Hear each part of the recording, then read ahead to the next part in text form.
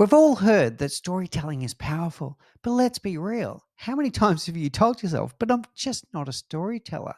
Maybe you think that storytellers are just born, but what if I told you that was a myth? And storytelling is easier than you think.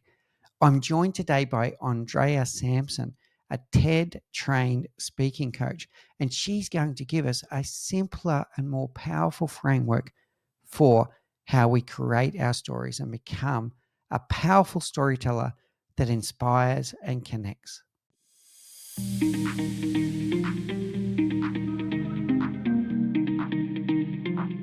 Hey everyone, and welcome back to the Leadership Project. I'm greatly honored today to be joined by Andrea Sampson.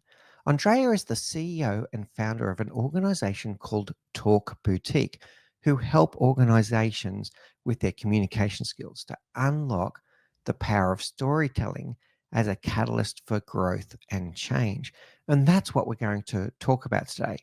Andrea is also a TED trained coach trainer, or speaking trainer. So anyone that's looking to unlock the full power of public speaking is something that Andrea has a specific role to do. But today we're going to take more about everyday storytelling. That's going to be the focus.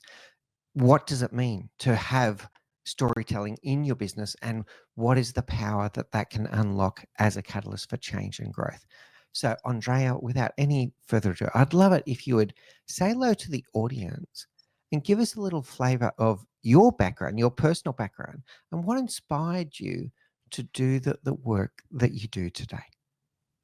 Thanks so much, Mick. I am really honored to be here with you and your guests, and to be able to tell you a little bit more about what it is that I do. Well, just to kind of give you that background of, how did I get here? And I get this question a lot because, I didn't come up through a traditional route. So my background, I spent most of my career in advertising, almost 25 years, working for some of the largest agency networks in the world and some of the world's most recognizable brands.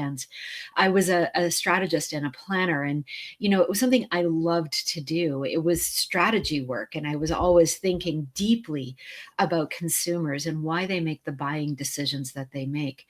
But I got to a point in that career, when I went into that career young and, still a little bit wet behind the ears, I truly, truly believed that I could make impact and change.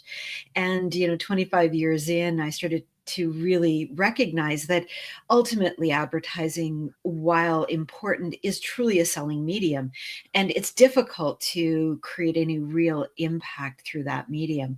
And I started looking for something else to do. And I found myself very fortunately in the TED world. I was volunteered, as all TEDx's are volunteer driven. I was volunteered as a speaker's coach, and I didn't even know what a speaker's coach was, but I certainly found that the skills that I had in advertising was everything I needed to be a great speaker's coach, and specifically this requirement of understanding the consumer, or humans, really human behavior, and what in the TED world we needed to do. And I started working with these incredibly intelligent, individuals, scientists, academics, technologists, people who were doing big work in the world, who quite frankly I'd never heard of, but wondered why I hadn't. But each one of them was coming to me with this big knowledge that they had, and the requirement of doing a 6, 12, or 18-minute TED talk. And as you can imagine, if you want to take your life's work and turn it into 6 minutes, that's challenging. And so I had this skill that I had learned in advertising about bringing things into what I call, in our advertising days, the key consumer insight. But in the TED world, what that really was an idea. And I was able to frame ideas in a way that created a succinctness that allowed for the story to hold that idea. And from that work, I developed that skill set. I created frameworks and tools around building stories that hold ideas, so that we can tell our corporate presentations, or the work that we're doing in the world, in a way that holds our ideas so people understand it, so that those presentations feel more like stories and not the boring corporate presentations that many of us have sat through and walked away scratching our heads wondering what we just heard. So that's a little bit of my background and how I got here. Excellent, Andre. Let me share what some of the threads that I'm picking up from there. So, first of all, as a brand strategist, as a organization looking to inspire people around a strategy, and in the world of leadership, which is where we come from in the Leadership Project, it is all about inspiring action, some kind of Mhm. action, whether it's inspiring action around an idea from a TED talk, inspiring action around motivating buying behavior from the brand strategy point of view, or if we're in the business world, just getting our people from this great idea that the leader has had, the founder of that organization, where they've seen the top of a mountain that they want people to climb. It's about threading that through in a way that's going to make sense to people, capturing people's attention. One of the things that you really hit on there is a couple of times during your discussion was about knowing who you're talking to. So whether you're a brand strategist, knowing who my buyers are and what my buyer behavior might be, or whether I'm a TED talker who knows my audience about, well, what can I do to captivate them with my idea in a way where they walk away remembering what I wanted them to hear. But if I'm not meeting them where they're at, if I don't understand my audience, I'm not going to be able to do that. And the same applies for a leader. So the threads that I'm hearing here, understand your audience, being able to cultivate your idea in a way that's succinct. You're talking about putting like a year's work into 6 minutes, getting it to the point where it's succinct and getting to the point where it's memorable. How does that sit with you? Yeah, absolutely, Mick. That is exactly it. And I think, when I'm listening to you, what I'm hearing, and it's something that we say a lot of, when we talk to leaders, to be a leader, you need to be a professional communicator. That's actually your job. And how do you do that? And I think one of the things that gets lost in leadership training often is that idea that your communications, the way in which you communicate, is going to drive everything you do from that point forward. So when you're inspiring your teams to, as you described it, what is that vision, the top of the mountain? What is it you want people to get to? Well, that's probably one of the hardest things to get alignment on, because everybody has a different idea of what that vision actually means. And as a leader, it's your job to actually make sure that everybody doesn't have a different idea, that they have the same idea. And the belief is, well, if I write it in the way that, I want people to deliver it, then they should understand it. But what we know is interpretation and context are the two things that get lost in the building and the creation of these types of very complex and layered statements. And so this is where story comes in.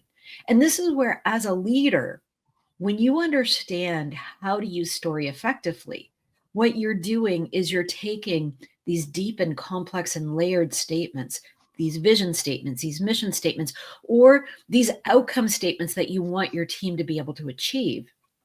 And by using story, what you're doing is you're adding the context back. You're giving back what you had to take out in order to create something that was succinct.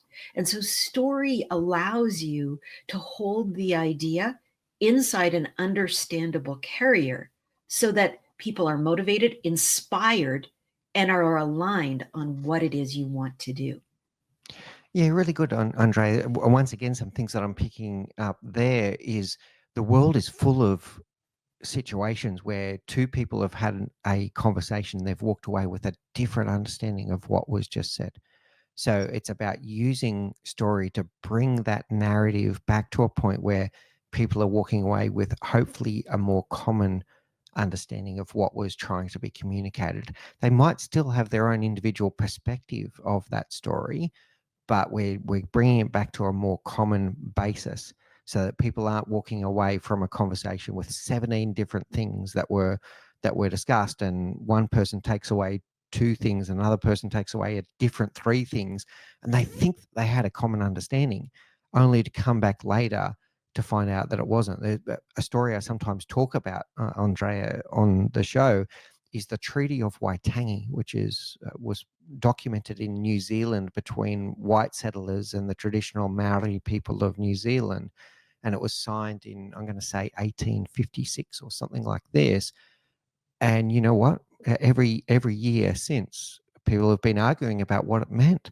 So if it had been encapsulated into a storytelling or a more narrative, we would have had a more common thread that people walk away with. How does that connect with you there? Yeah, and that's exactly it. It is about creating that deep understanding of what it is that you're actually agreeing to. In the example that you just gave, it was, here we have these two very disparate groups of people, each with their own beliefs and understandings, trying to come to a common understanding. Well, they don't have common backgrounds and understandings in order to bridge that. And so what would be needed, I guess, in terms of building that common bridge is a story, a shared story that they could align on and agree that that is exactly what it is we want. The words, what we know, and this is, I think this is one of the things that, as a speaker's coach, as a thought leader coach, I work with words a lot. And what I'm always amazed at is how one word can have so many meanings depending on who you speak with, because we bring our own baggage to the words we use. We think that everybody understands those exact words because they have definitions. We can look them up in the dictionary, but we use them differently. And that's probably what happened in terms of that particular agreement. Here were words. And again, we have two different, very different groups of people with not even a common language in some cases. And so story would have been what would have bridged it probably in those days if they could have agreed upon a story that had meaning for both of them. And so, when we look at that kind of storytelling, we have to make sure that, again, we've got common understanding. Yeah, good. So a really key message I'm taking away already is about this common ground element, to start with something that we could agree on. Like Mhm. to be able to have a common language or a common agreement of, hey, we all want to achieve this, don't we? And now we've got something that we can start from, and then we can have the conversation. That's it. If I go back to some of the things that we said before, if we don't understand our audience, we can't find that common ground. Otherwise, we're just talking at people. We're not talking with people. Well, and what I would add to that, Mick, is that, even when we think we know our audience, like we work with a lot of scientists and academics and technologists, and, they tend to use jargon. And Mm, often when we're working with a leader within one of those industries or one of those disciplines, they'll say, "Oh, my audience knows this," but they don't.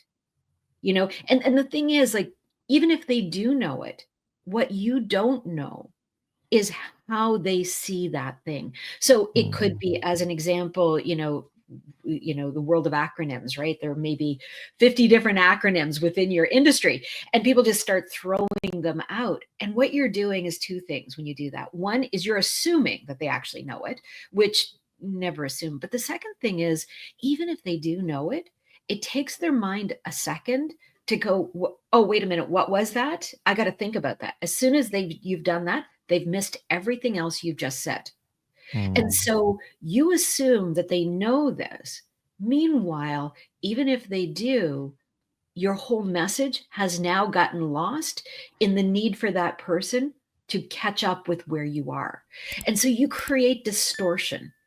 And so mm, communicating, this is one of the biggest challenges we have as communicators, is eliminating the distortion, creating the alignment so that we can create the action at the end.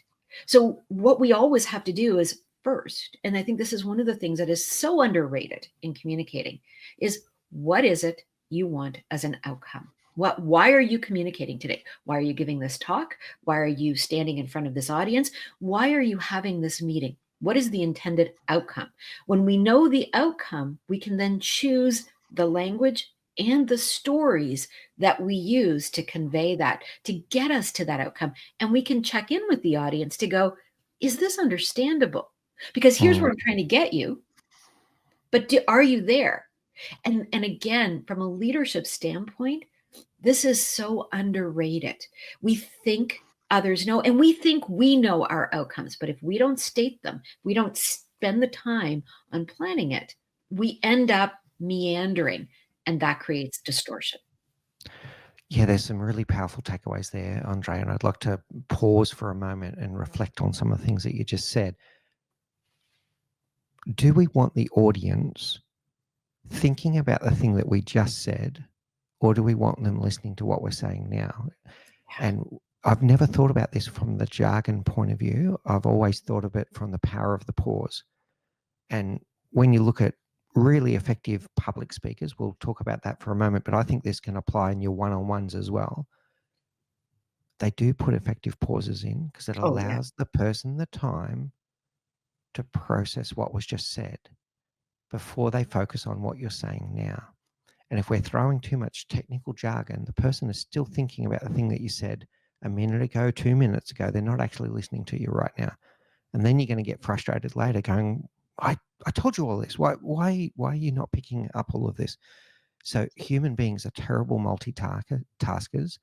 Let's give them the time to process. Let's break it down into language that's understandable and give them time to process before we move on to the next point.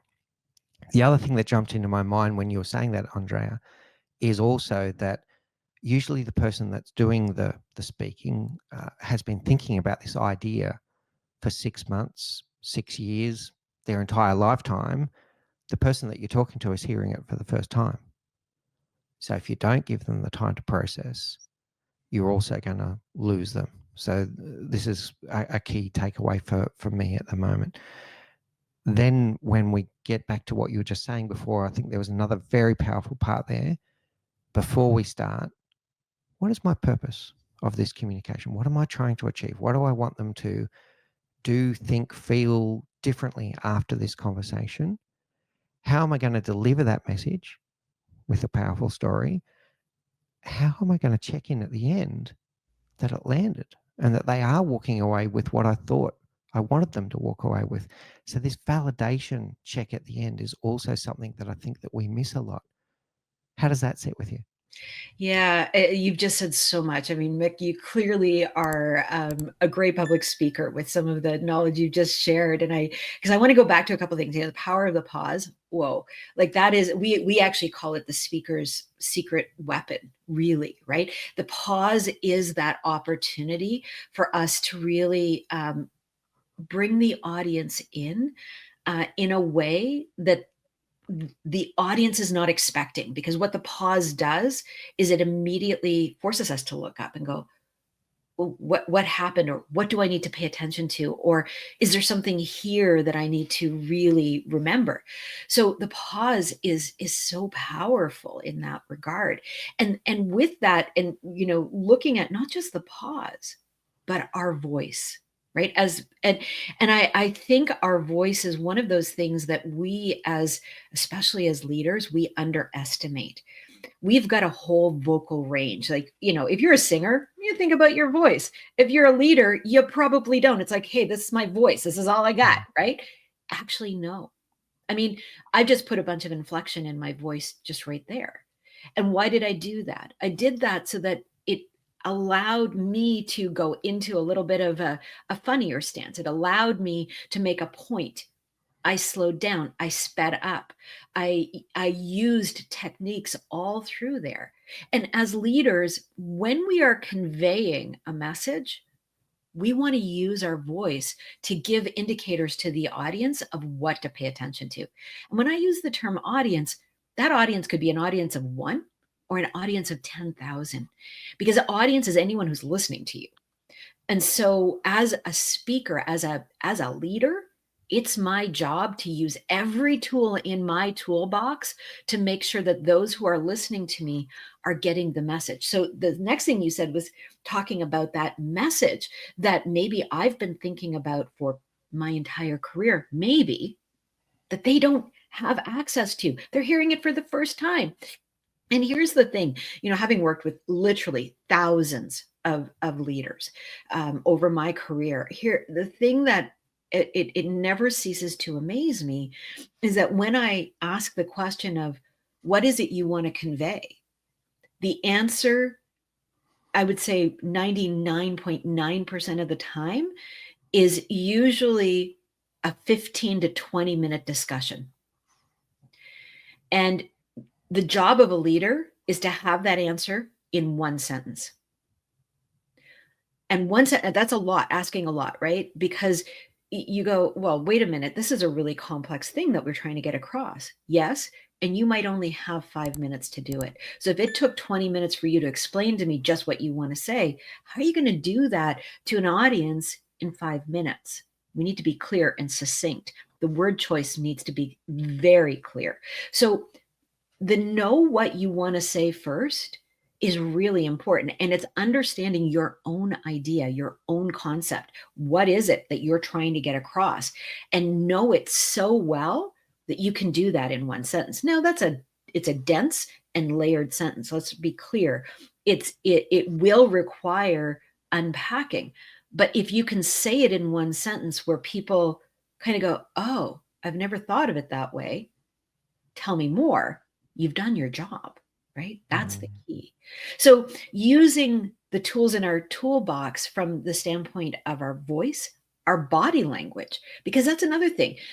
We as leaders have an entire physical presence that is important because how we show up in front of that audience is actually sometimes more important than what we say.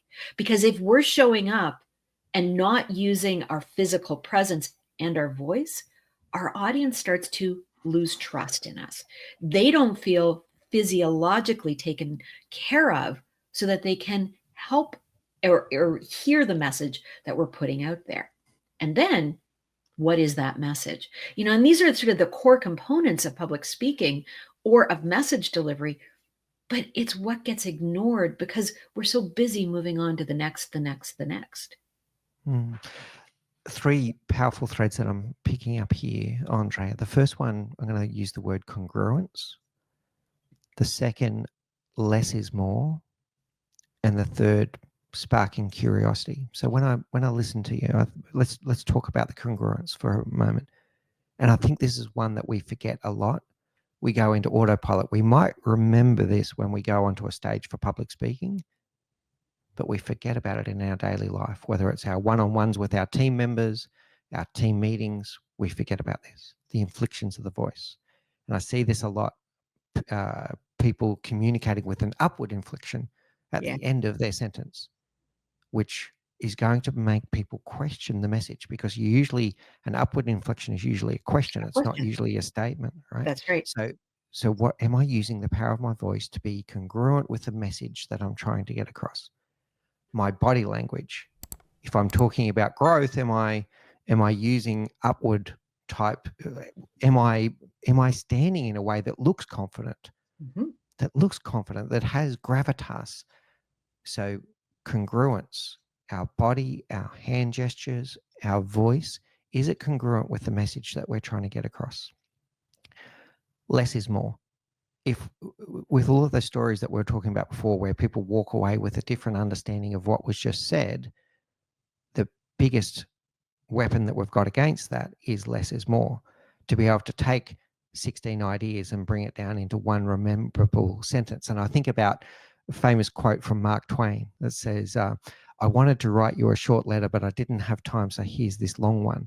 Yeah, It does take time to be it able to does. condense that complex message into one sentence. But if you get it into one sentence, guess what?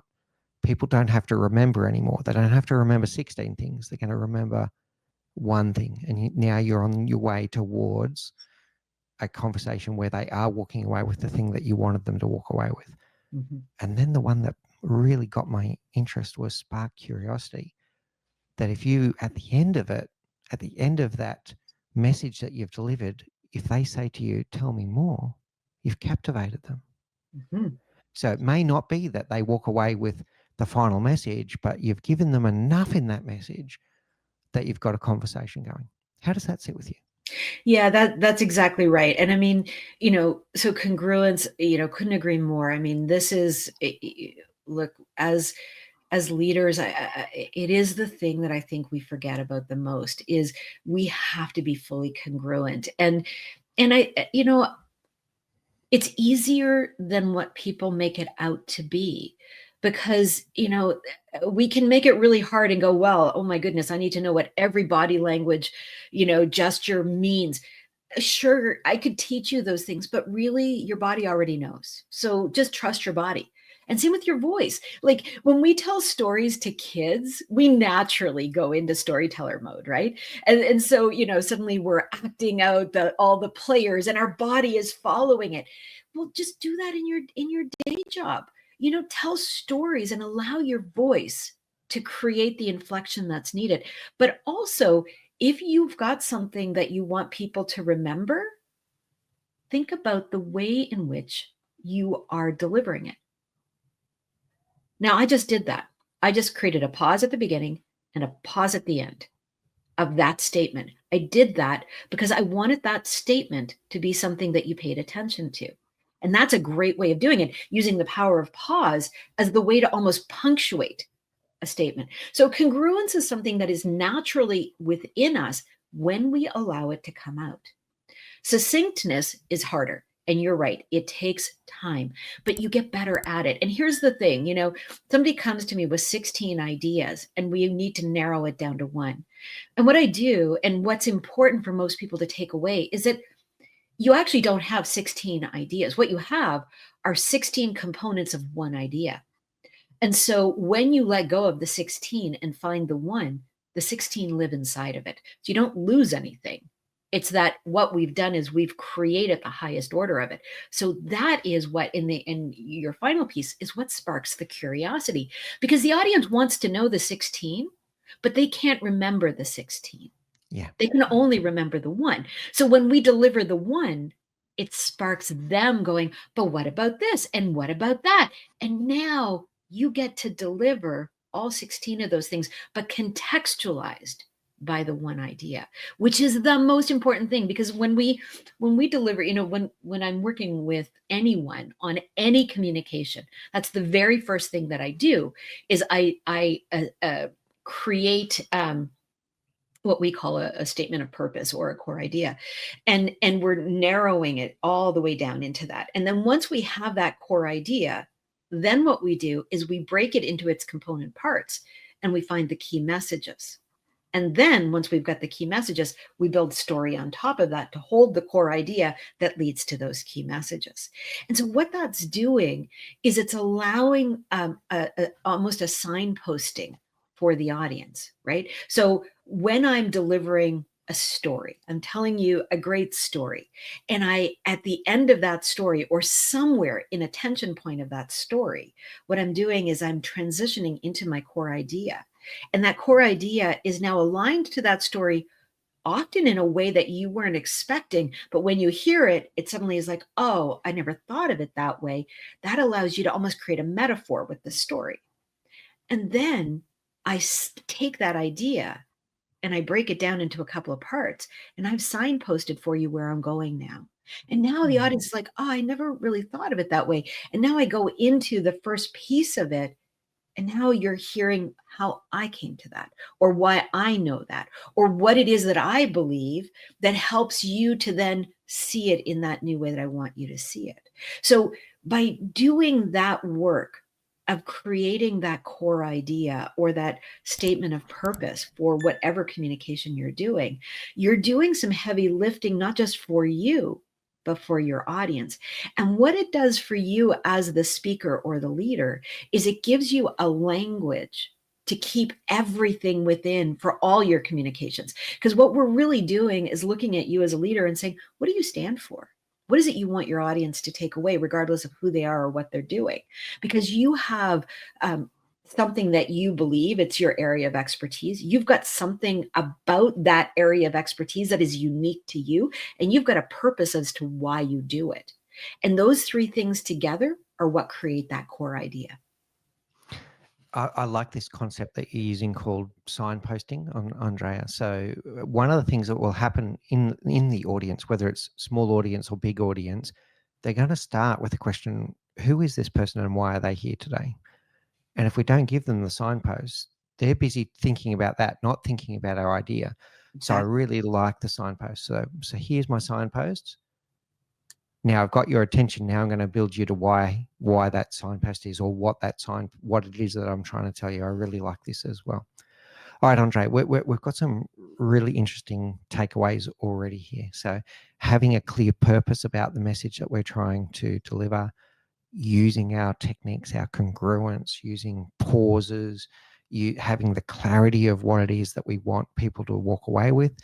At the end, having some kind of validation message, or some kind of approach that we're going to check in to make sure that they are walking away with what we want them to walk away with. And in a one-on-one, that might look like, yeah, so what if we just agreed to, or what was your biggest takeaway from today? And that can happen in a small group as well. In a larger setting, it might be a summary, a powerful summary that brings it together.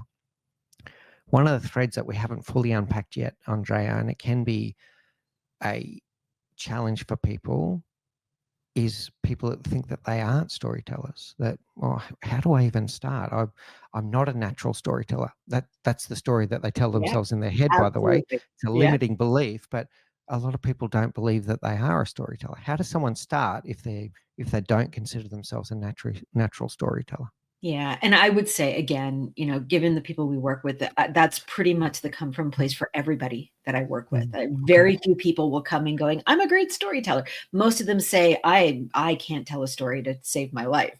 And the thing about story is that you're not born a story. Some people are. Let me sort of reference that. Some people are born storytellers. Like I grew up in a family of storytellers, and so that's just something that's been part of my life, but no one taught me how to be a storyteller. And I think one of the challenges that I found in my own career was that, and people can relate to this. Sometimes, imagine that you walk into a cocktail party and there you see somebody who's like telling stories, and they got a crowd of people around them and everybody is laughing, and you walk up and you think, "Oh, I got a great story. I'm gonna join into that conversation." And you tell your story and it kind of falls flat. Wah, wah, like you're like, "Oh, what happened?" Well, the reality is that you missed some of the elements of story. And this is what people are so afraid of, right? Because unless we've been taught how to be a storyteller, we don't actually know what elements are important and what aren't.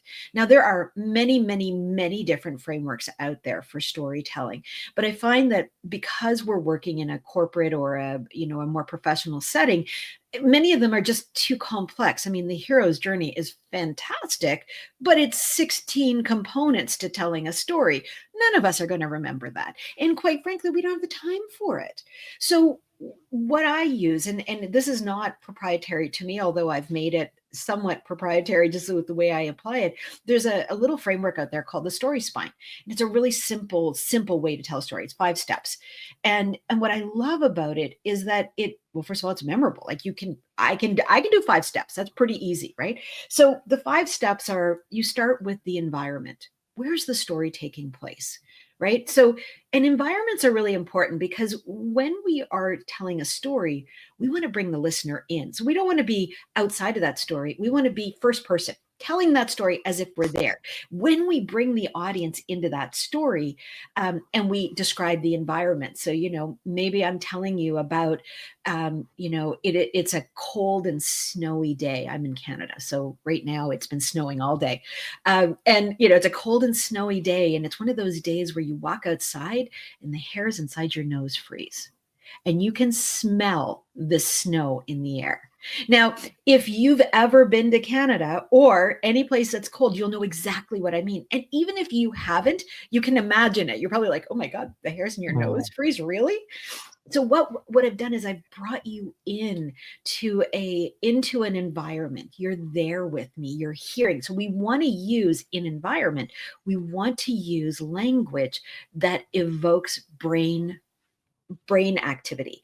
Why? Because our brains love story. And when we've engaged the brain, we've engaged the listener.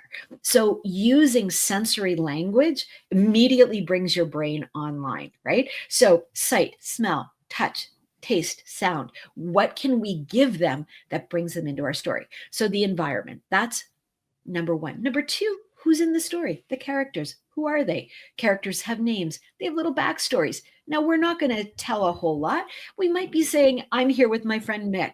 Mick and I have just met, but clearly we are kindred spirits.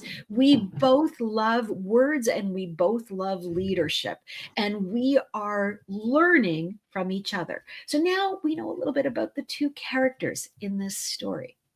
Then we go on to what we call the third part, which is the issue, conflict, or opportunity. This is why you're telling the story.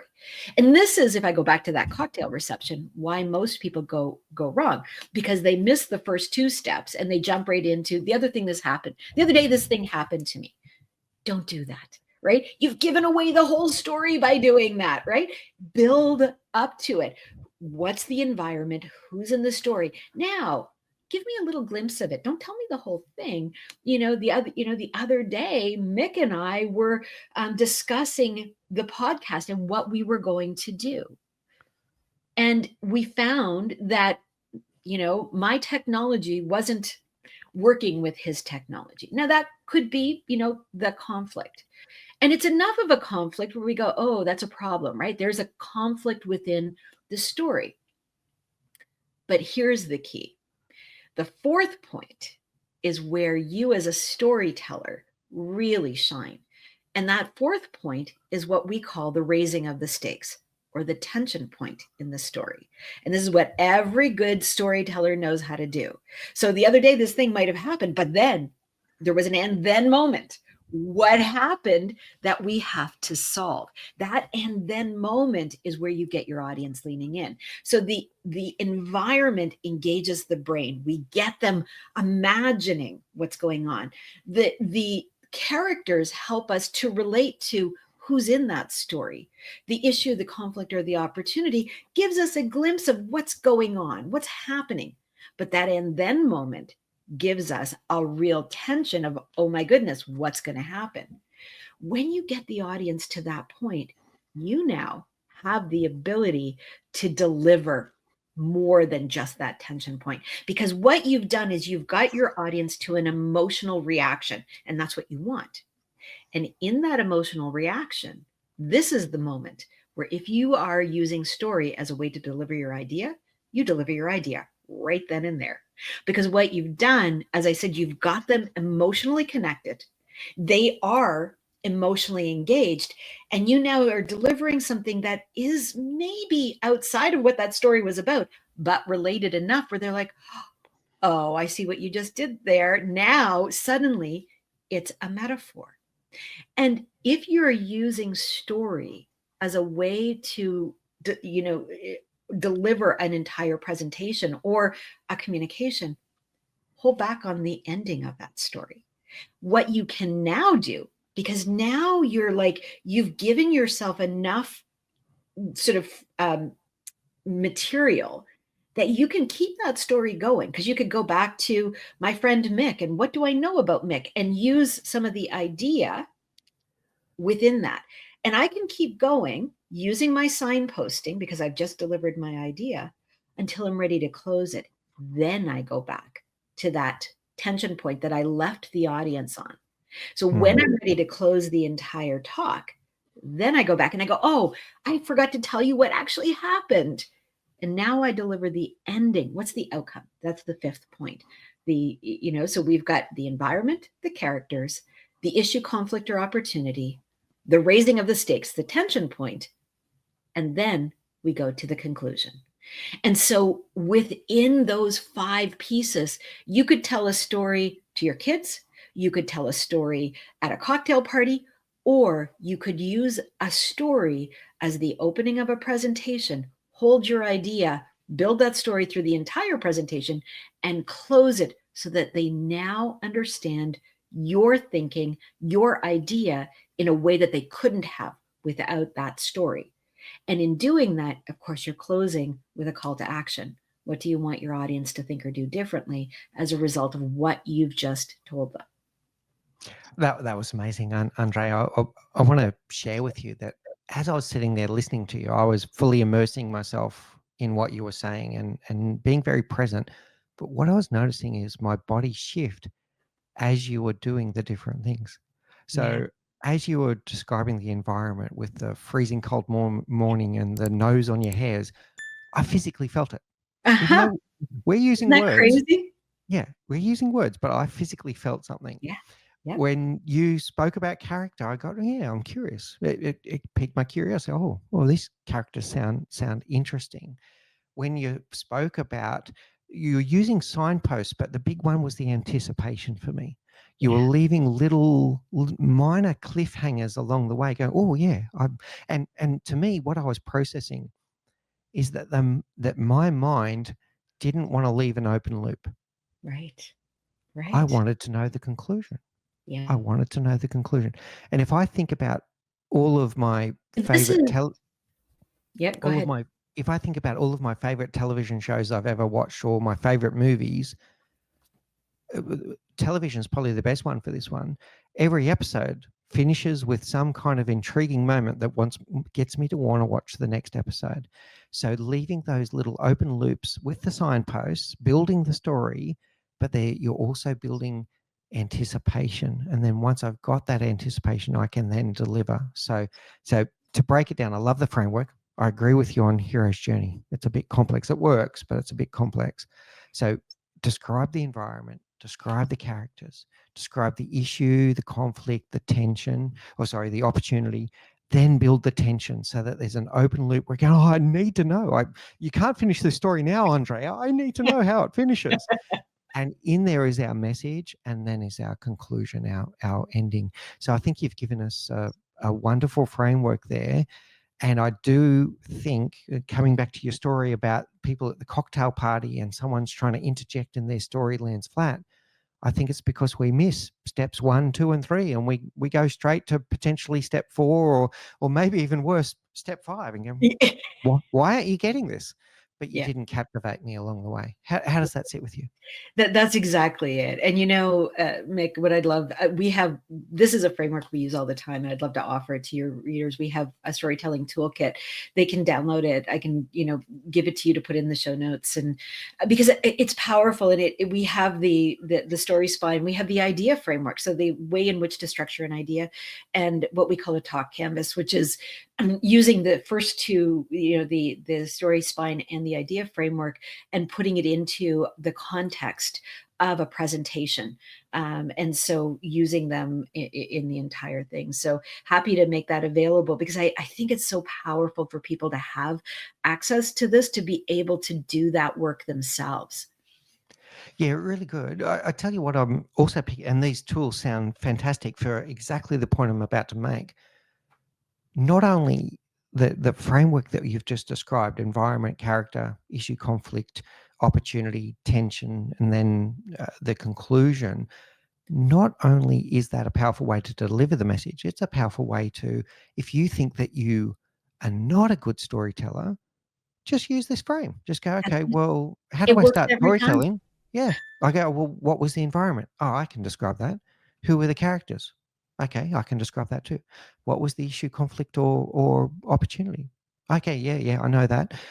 Where's the tension point? Why is this important? And how can I build anticipation? If you use this framework, you can actually turn yourself into a storyteller. It's not just about the delivery, it's about preparing the story itself. That's How it. does that sit with you? Yeah. Yeah, that's it. And the thing that and so the other thing that I hear a lot is, well, I don't have any stories. Yeah. And the reality is our whole life is a story. And when we step outside of ourselves as I can't tell a story, because usually the I can't tell a story is what is driving the I don't have any stories, right? When you step away from the Mm. fact that actually everybody's a storyteller, you can just learn it. Like you said, use this framework. It's really easy, and go, okay, what did you have for breakfast? Let's tell us the story of your breakfast. That's a story. And really, when we're looking for stories to hold ideas, what we're doing is, because we first identify the idea, you don't go looking for the story before you have the idea. So Mm. define your idea first, because that's really important. That's the basis. When you define your idea, ideas hold within them sort of meta concepts. So it might be an idea around transformation, or it might be an idea around alignment, or it might be an idea around sustainability. So what is it that is the meta piece of that story? Now, when we identify that, and usually that's pretty easy, because once you've defined the idea, you go, oh, well, really what this is saying is this thing. You go, when in my life have I ever been in an experience where that has been true, or where that has been active?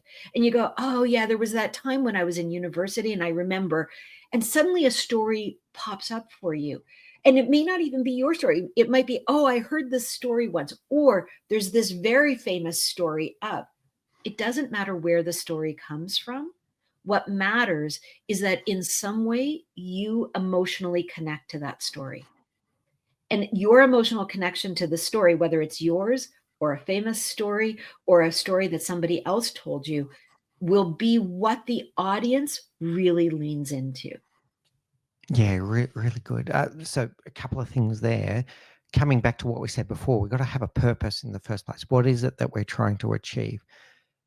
Some people, Andrea, when they hear this, they go, "Oh, I've been told I need to embrace storytelling in my communication." They will go to something like telling a story about brushing their teeth that's got nothing to do with the message. So start with the message, start with the purpose, start with the idea that you're trying to share, and then you can start building towards a story that will be congruent with the message that you're trying to deliver. It's not storytelling for the sake of storytelling or for entertaining people.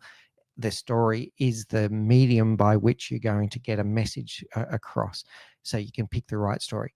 I like what you said about then remember some example in your life as to when that was true, and then you can build the story and you can build the environment, build the characters, build the issue, conflict, or the opportunity, build the tension, build the message, and the conclusion. It's really good. I'm going to go out on a limb here, Andrea. I'm going to share one of my favorite stories with you, and then Great. let's just see how it goes, because I think I've been playing it in my head, thinking Yeah. it follows this. It's relatively short, so let's go. And there's a message to it, of course.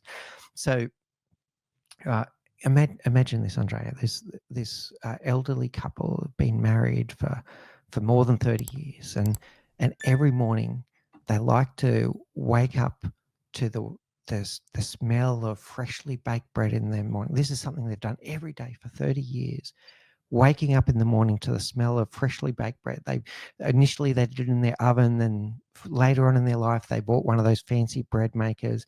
One of their favorite things to do was to wake up with the waft of that smell of bread through the house, and then meet together at the breakfast table. And every morning the husband would get the knob of bread, and he'd cut off the end piece of the bread, he'd put it on a plate and give it to his wife with a beaming smile on his face. And every day for 30 years, until one day she just goes, "That's it. I've had enough. Every day you've given me the crusty bit of bread on a plate and put it in front of me. I've had enough. You don't love me. I want a divorce." And the husband turns around to her and says, "But that's the best bit." And then I conclude the story with a discussion about the danger of assumptions, and when if we That's a don't ask people, etc. go. Yeah. It's one of my favorite stories, which is Yeah. why I It's a wanted to great share it. story. I loved it. I mean, But yeah, go. go ahead. I was just following it with Yeah. environment, characters, Yeah. issue, conflict, or opportunity, tension, and then the message. So yeah, please. And so I'll tell you this story back. Hmm. Okay. So the way that I would tell the stories, I would start off with, it's 6 a.m. and I'm sound asleep, and I'm woken by the smell of freshly baked bread. I can smell it. It's at first, it's very subtle, but clearly it gets stronger. And I'm lulled awake by this beautiful smell. Beside me is my husband, who is my husband of 30 years. And I know that we have had this smell every morning. It is what we wake up to. And I love that smell and I love freshly baked bread. In fact, what I love more than anything is that soft piece in the center. I love it.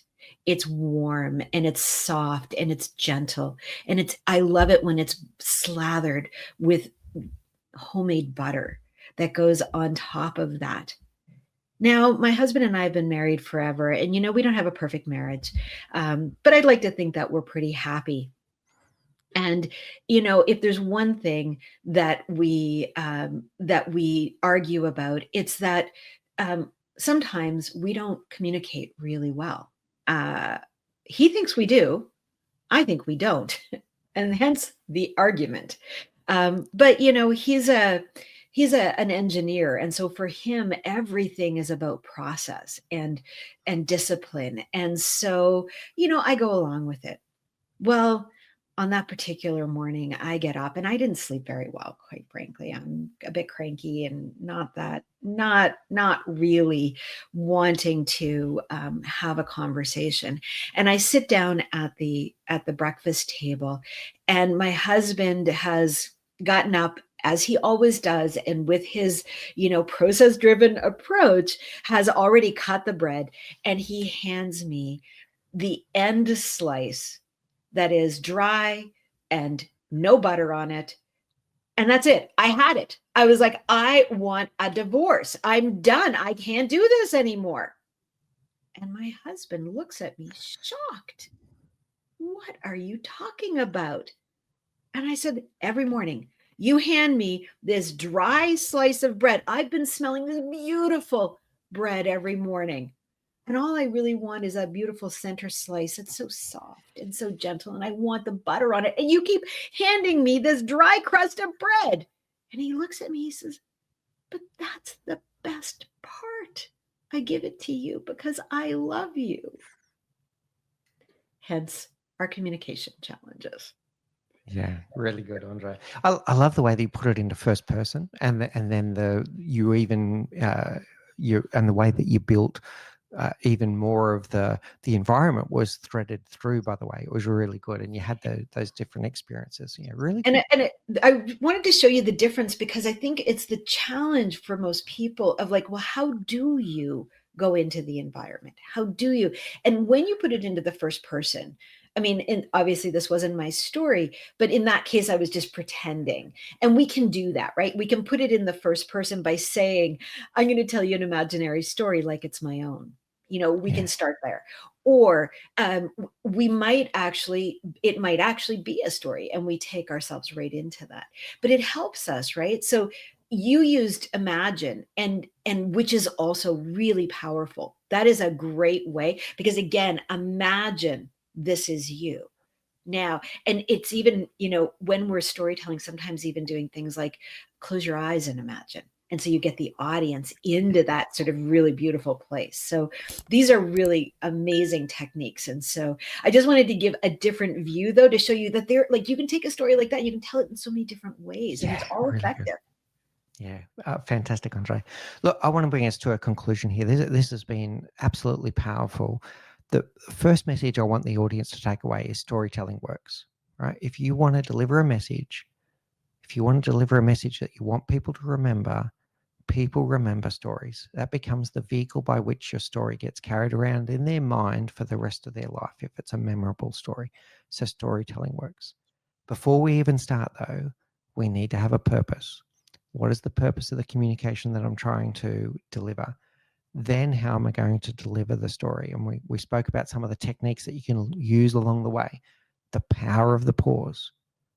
People are terrible multitaskers. Don't ask their brain to multitask.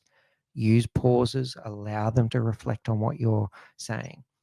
Use a less is more approach. Try and condense your 16-point story into a one sentence narrative. How can I use less is more to really bring it down? Congruence. Make it come natural. I really like your message here, Andrea, around natural congruence of your body language, of your voice, etc., etc. Don't overthink it, but be aware of it without being conscious or self-conscious about it. That's going to be the key here. check in at the end to make sure that the message that you wanted to get across was the message that landed for them. And it could be that it's just to spark curiosity so that there's more conversations that come from the end of it. To embrace storytelling, use Andrea's 5-point framework. It's really powerful. Describe the environment, describe the characters, describe the issue, the conflict, or the opportunity. Build tension and anticipation, because human brains don't like the open loop. They'll want you to conclude the story if you leave an open loop. And then you can deliver your message and check in whether it landed well. Andrea, and anyone can do it. So as long as you've got a purpose for your message, then think about a story that's happened in your life or a story that you've observed elsewhere that will be congruent with the message that you're trying to get across, and then use this framework and you can do it. If you think you can't do it, trust me, you can do it. And the best thing you can do is start. So you might want to get this framework that Andrea is talking about and start scribbling and go, okay, well, what was the environment? What were the characters? Get into the practice of doing it, and you'll find that it's like a muscle. You can build it, and it can become a natural part of your communication. Andrea, thank you so much for joining us today. This has been a wonderful conversation. What I'd like to do now is go to our rapid round. These are the same 4 questions that we ask all of our guests. So first of all, Andrea Sampson, what is the one thing you know now that you wish you knew when you were 20? You don't have to be the expert. You just have to be yourself. Nice. Yeah. I think we all need to remember that sometimes. Yeah. Really good. Okay, what is your favorite book? So I'm a reader, so I read all the time. But when I think about what's my favorite book, the book that I go back to, and it's an old one, is The 7 Habits of Highly Effective People by Stephen Covey. It is something that has really governed my life. I go back to it all the time. Those teachings, as old as they are, they're still relevant today. I read it again over the Christmas break. It's one of the ones that it's not one that you read once. You No, absolutely. go back to it. Go back to it. Really good. What's your favorite quote? You know, I hate to say it's a quote that I have, which is stories are carriers for ideas. Well, there And you go. I often say, like, it's like stories are a Trojan horse for an idea. So Yeah, when you put your idea inside of a story, it gets, your idea gets taken along for the ride and it gets shared. So stories are carriers for ideas. that sums up our whole conversation. Well, in one sentence, you just practice what you preach. Very good. And finally, Andrea, if people want to know more, if they really want to get into this and go, yeah, I'd love to be a thought leader, someone that uses storytelling in my daily life to be a better communicator, how do people find you?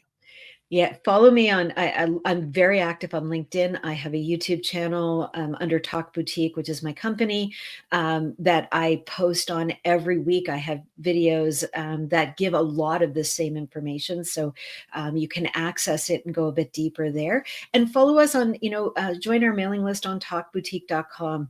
We send out a weekly newsletter with lots of tips and tricks. So, any one of those places you can find me. Oh, thank you so much, Andrea. Thank you so much for sharing your gift with us today. It is a gift, this gift that you have, your gift of your time, the gift of your wisdom, and most importantly, the gift of this framework, which I think all of us can use. Thank you so much. Oh, well, thank you, Mick, for giving me this opportunity. That is a gift in and of itself. So thank you. And thank you to the listeners who have made it this far. And I look forward to hopefully meeting them and speaking with you again at some point in the future. Wow, what a powerful conversation with Andrea Sampson there. If you would like to know more about storytelling and speaking with gravitas, click the video in the top right of your screen now.